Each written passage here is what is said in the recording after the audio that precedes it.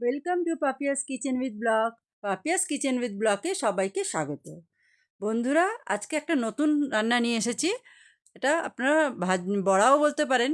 এটা কাঁকরোলের বড়া। নতুনত্ব একটা কাঁকরোলের বড়া নিয়ে এসেছি।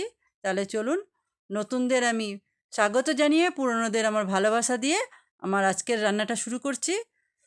তার জন্য আমি কি করছি দেখুন, সবার প্রথমে একটা ফ্রাই প্যান নিয়েছি। ফ্রাই প্যানের মধ্যে শুকনো, ওর মধ্যে কোনো তেল টেল কিছু দিইনি, কিছুটা বেসন নিয়ে নিয়েছি। বেসনটাকে একটু হালকা রোস্ট করে নেব। হালকা এর মধ্যে একটুখানি রোস্ট করে নেবো। এটা আমরা পরে ব্যবহার করব, দেখতেই পাবেন আপনারা আমি কিসে ব্যবহার করছি। সবার আগে এটা করে রেখে দেবেন এক সাইডে। আমার এটা হয়ে গেছে। এখন আমি এটাকে একটা প্লেটের মধ্যে ঢেলে রেখে দেবো। খুব সুন্দর হয় এটা, খেতে খুব সুন্দর হয়েছিল। গরম গরম চায়ের সাথে বিকালবেলাও খেতে পারেন, গরম গরম ডাল ভাতের সাথেও কিন্তু দারুণ লাগে। আমি 5খানা কাঁকরোল নিয়েছি এখানে, ভালো করে জলের মধ্যে ভিজিয়ে রেখেছি। এখন এটাকে আমি ভালো করে একটুখানি পরিষ্কার টরিষ্কার করে এখন একটু একবার কেটে নেব। দেখেন দুই সাইডে মুখটা আমি কেটে নেব। সবগুলো এরমভাবেই আমি কেটে নেব। বেশি বড়ও নেবেন না, মিডিয়াম একটু কচি কচিগুলো নেবেন, তাহলে কিন্তু খেতে টেস্টটা বেশি হয়। কেটে নেওয়ার পরে এগুলোকে আমি আরেকটু ভালো করে ধুয়ে নেব, যেহেতু কেটেছি।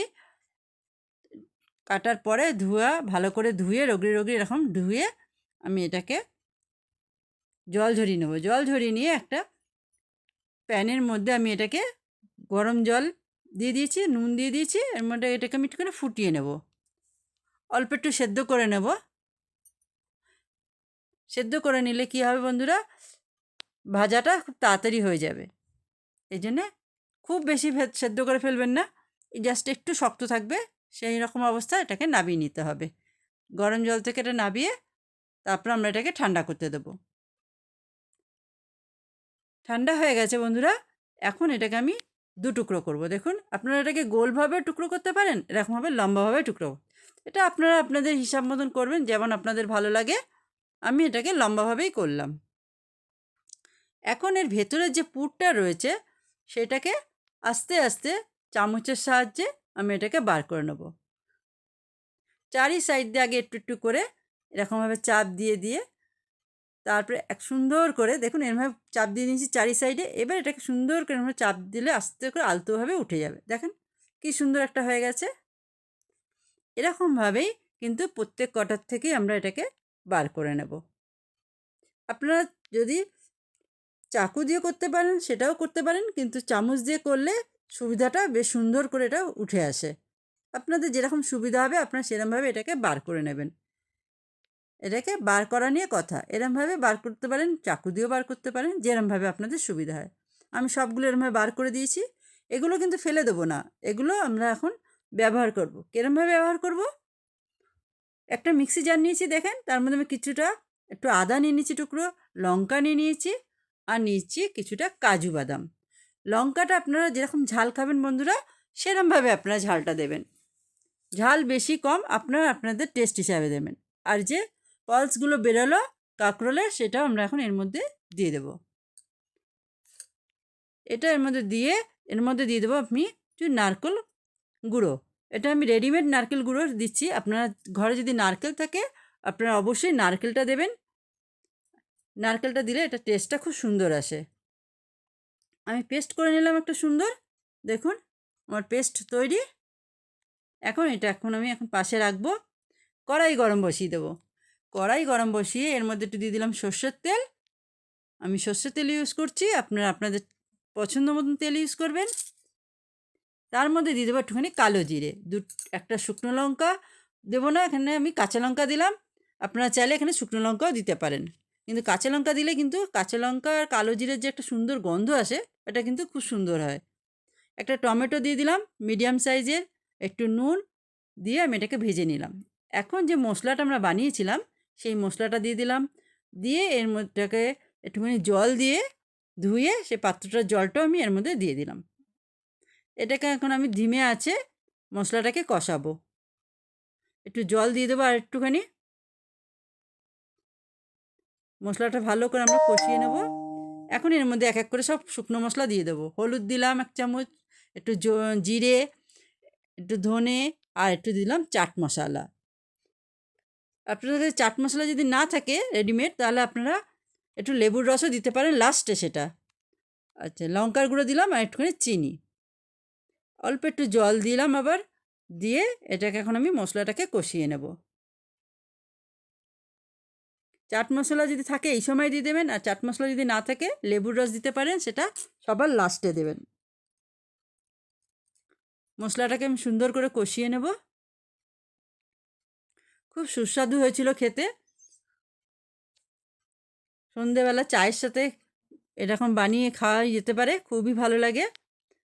আর গরম গরম ডাল ভাত বানালে তার পাশে এটা দিলে কিন্তু খুব সুন্দর হয় খেতে, দারুণ লাগবে, সবাই বলবে আরও খাবো। এখন যে আমরা বেসনটা ভেজে রেখেছিলাম বন্ধুরা, সেই বেসনটা আমি এর মধ্যে 2 চামচ দিয়ে দিলাম। সবটা একসাথে দেবো না, যতটা লাগবে বুঝে বুঝে দিতে হবে। একটু শুকনো শুকনো বানাতে হবে এটাকে, পুরটাকে একটু ভালো করে একটুখানি মিলিয়ে নেব। নুন ঝালটা বন্ধুরা টেস্টটা আপনাদের টেস্ট হিসাবে দেবেন।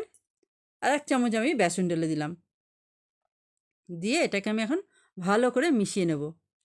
ততক্ষণ ভাজবো যতক্ষণ না কড়াই থেকে ছেড়ে যায়। দেখেন কত সুন্দর আমার পুরটা তৈরি হয়ে গেছে, দেখতে কত সুন্দর লাগছে, খেতেও দারুণ হয়েছিল। আপনারা বন্ধুরা ঘরে একবার ট্রাই করবেন, কেমন হলো আপনারা অবশ্যই আমাকে জানাবেন। অনেক সুন্দর লাগে খেতে। এটাকে এখন আমি ঠান্ডা করে নেব। ঠান্ডা করে নিয়ে আমি যে কাঁকরোলগুলোর থেকে কাঁকরোলটা যে ফাঁকা করে রেখেছিলাম একটু, ওইটার মধ্যে আমি পুরটা ভরে নেব।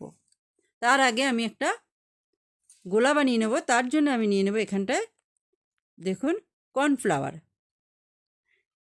আগার কর্নফ্লাওয়ার যদি না থাকে তাহলে আপনারা ডিমও দিতে পারেন, কোনো অসুবিধা নেই। আপনারা যদি ননভেজ খেতে চান তো এখানে একটা ডিম ফেটিয়ে নিতে পারেন। তার মধ্যে একটুখানি গরম মশলা, একটুখানি নুন দিয়ে দেবেন, দিয়ে এটাকে ভালো করে মিশিয়ে নেবেন। অল্প একটু জল দিয়ে দিলাম আমি, যেহেতু কর্নফ্লাওয়ার তাই জন্য একটুখানি জল দিলাম। ডিম হলে আর জল দেবেন না, ওটাকেই ফাটিয়ে নেবেন। এটাকে গুলে এখন আমি রেখে দিচ্ছি পাশে। এরকম পাতলা হবে, বেশি গাঢ় করা যাবে না, এটাকে একটু পাতলাই করতে হবে। হয়ে গেল আমার ব্যাটারটা তৈরি। এখন আমি পুরটা ভরে নেব। এক এক করে সবগুলোর মধ্যে আমি পুর ভরে নেব। পুর ভরাটা বন্ধু আমার ক্যামেরায় আসেনি, আমার ক্যামেরাটা তখন বন্ধ ছিল, আমি বুঝতে পারিনি। লাস্টের বেলাটা তখন আমি অন করেছিলাম আর একবার, দেখতে গিয়ে দেখি আমার ক্যামেরায় অন ছিল না, তখন অন করে এটার মধ্যেই পুরগুলো এরমভাবে আমরা ভরে নেব। দেখুন, এটা আপনারা অবশ্যই বুঝতে পারছেন কিরমভাবে ভরে নেব। এখন আমি প্যানে তেল গরম বসিয়ে দিয়েছি। তেলটা গরম হয়ে যাওয়ার পরে এই ব্যাটারের মধ্যে এই বড়াটাকে আমরা ডুবিয়ে আমি এটাকে ভেজে নেব। আঁচটা অবশ্যই ধিমে রাখবো। এই রকমভাবে আমরা এক এক করে সবগুলো ছেড়ে দেব।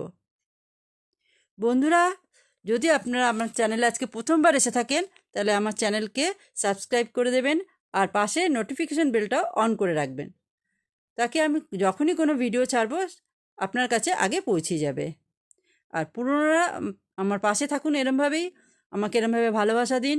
আমিও এরমভাবে আপনাদের নতুন নতুন খাবারে দেখাবো। আপনাদেরকে অনেক অনেক ভালোবাসা আমার সাথে থাকার জন্যে। এরকমভাবে ধিমে আছে এপিট ওপিট করে আমি এটাকে ভেজে নেব। যদি আপনাদের ভালো লাগে বন্ধুরা অবশ্যই একটা লাইক করে দেবেন, আর সুন্দর করে একটা ছোট্ট দেখে একটা কমেন্ট করে দেবেন। কি সুন্দর কালারটা হয়েছে দেখুন বন্ধুরা, খেতে দারুণ হয়েছিল।